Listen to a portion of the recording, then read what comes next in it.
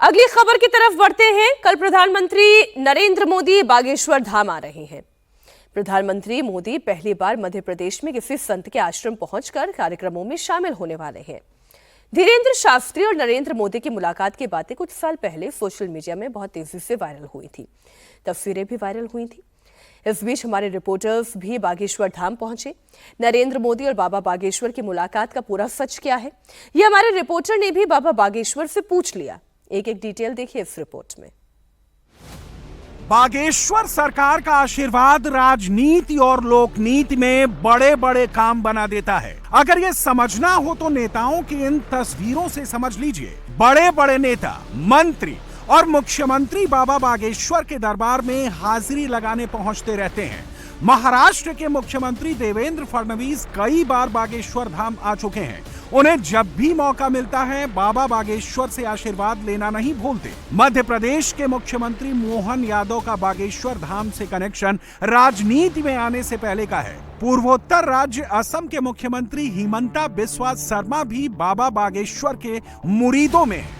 केंद्रीय कृषि मंत्री शिवराज सिंह चौहान और नितिन गडकरी भी बाबा से अक्सर मिलते रहते हैं।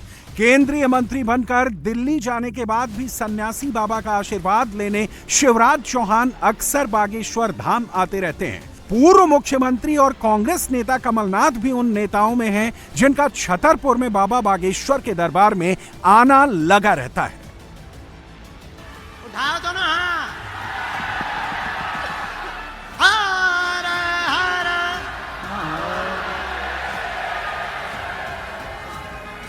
जय जय श्री राम।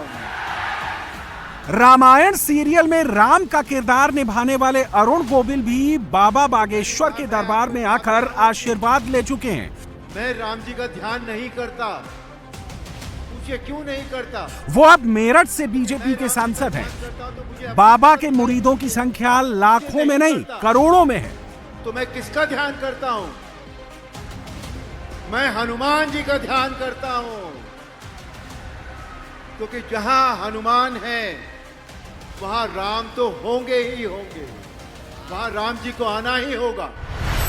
नेता ही नहीं, अभिनेता भी बाबा बागेश्वर के दरबार में हाजिरी लगाकर सन्यासी बाबा का आशीर्वाद लेना नहीं भूलते। बाबा बागेश्वर हिंदू राष्ट्र के वो पोस्टर बॉय हैं जिनकी एक हुंकार पर उनके पीछे लाखों की भीड़ खड़ी हो जाती है। बाबा हिंदू राष्ट्र की जागृति के लिए कई यात्राएं निकाल चुके हैं, आगे भी यात्रा पर जाने वाले हैं। उनका मिशन तब तक चलता रहेगा जब तक आर्मी के जवानों की तरह सनातन के सिपाही अलर्ट मोड पर नहीं आ जाते। हथियारों की क्रांति से 100 गुनी महंगी विचारों की क्रांति होती है, और विचारों की क्रांति से देश बदले। आप हिंदू राष्ट्र की बात करते हैं, बना के रहेंगे। हिंदू राष्ट्र क्या होगा? हिंदू राष्ट्र की परिकल्पना आपकी क्या है?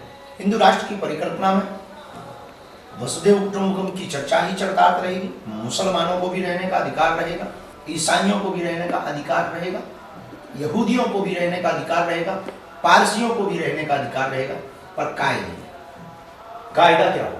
कायदा यही होगा कि राम के होने का सबूत नहीं मांगोगे, राम की यात्रा पर पत्थर नहीं फेंकोगे, रामचरितमानस को चलवाओगे नहीं, भारत तेरे टुकड़े होंगे ये नहीं बोलोगे, वंदे मातरम बोलने से परहेज नहीं रखोगे, वंदे मातरम बोलोगे, देश का खाओगे तो गाओगे भी देश का। संविधान के तहत ये हो सकती थी तो ये पुनरावृत्ति ना होती, इसलिए हिंदू राष्ट्र जरूरी है। सनातन संस्कृति की रक्षा के लिए ठीक उसी तरह सावधान और अलर्ट रहो जैसे सरहद पर जवान अलर्ट है। बाबा बागेश्वर ने एक और विचार दिया है। मथुरा और काशी अगर हिंदुओं को लेना है तो सनातनियों को अब कट्टर सनातनी बनना पड़ेगा। सनातन से ही देश और समाज दोनों सुरक्षित रहेंगे और आगे बढ़ेंगे। अगर सनातनी खतरे में नहीं है तो आप अपने ही देश में 500 सालों तक आप केस लड़ते मंदिर को बनाने के। अगर सनातनी खतरे में नहीं है तो आप अपने ही कृष्ण के मंदिर को अभी तक नहीं छुड़वा पाए। अगर सनातनी खतरे में नहीं है तो आप अपने ही महादेव के सामने, जहां भगवान ज्ञान वापी में महादेव बैठे हैं, उनका अभिषेक नहीं कर पाए। हमें तो लग रहा है बहुत खतरा है। अब रही बात माननीय प्रधानमंत्री, गृह मंत्री या हिंद सनातनीय लोगों की, तो केवल 3 लोगों के सनातनी होने से देश नहीं बदलेगा। इस देश के प्रत्येक सनातनियों को कट्टर सनातनी बनना पड़ेगा, तब सनातन बचेगा और सनातनी जगेगा। बाबा बागेश्वर सिर्फ भारत ही नहीं, ब्रिटेन में गोरों के बीच भी अपने चमत्कार दिखा चुके हैं। अंग्रेजों को भी सनातन और बागेश्वर धाम की शक्ति से अभिभूत कर चुके हैं। जरूरी नहीं है कि आपकी चमड़ी गोरी हो, मन गोरा होना चाहिए।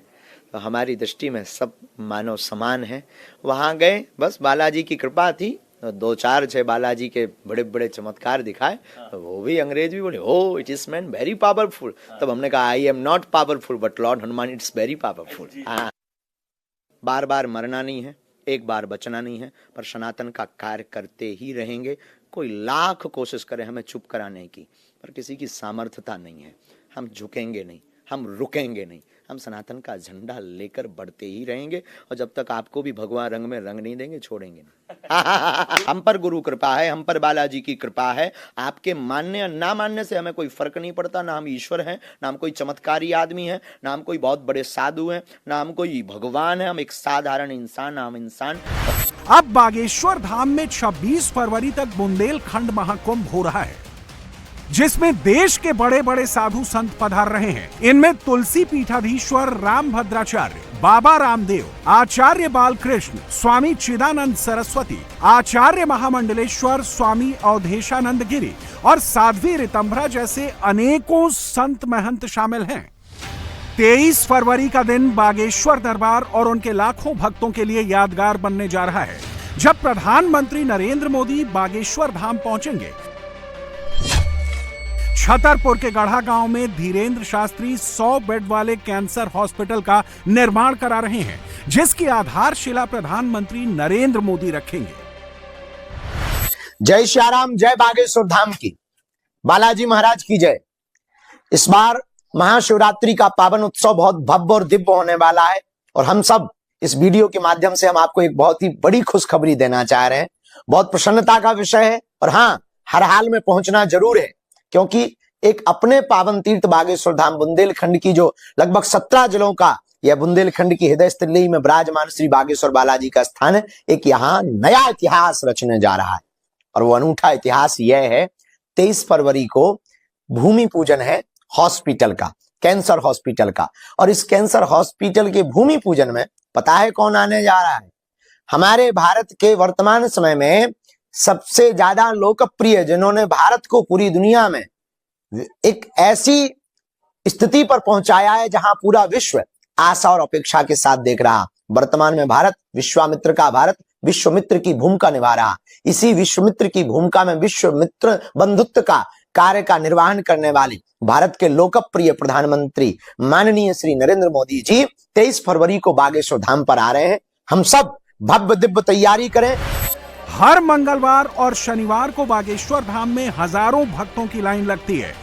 देश विदेश से यहाँ भक्त आते हैं, धीरेन्द्र शास्त्री से राम कथा सुनते हैं। जब जब हो ये धर्म की हानि, बाढ़ई असुर अधम अभिमान। यहाँ हनुमान जी की सिद्ध पीठ है। यहाँ सन्यासी बाबा की जीवंत समाधि होने का दावा भी किया जाता है। कहा जाता है कि सन्यासी बाबा की तपस्या से प्रसन्न होकर हनुमान जी ने उन्हें 2 बार दर्शन दिए थे। 84 साल तक सन्यासी बाबा ने 125 करोड़ हनुमान चालीसा के पाठ कर सिद्धि हासिल कर ली थी।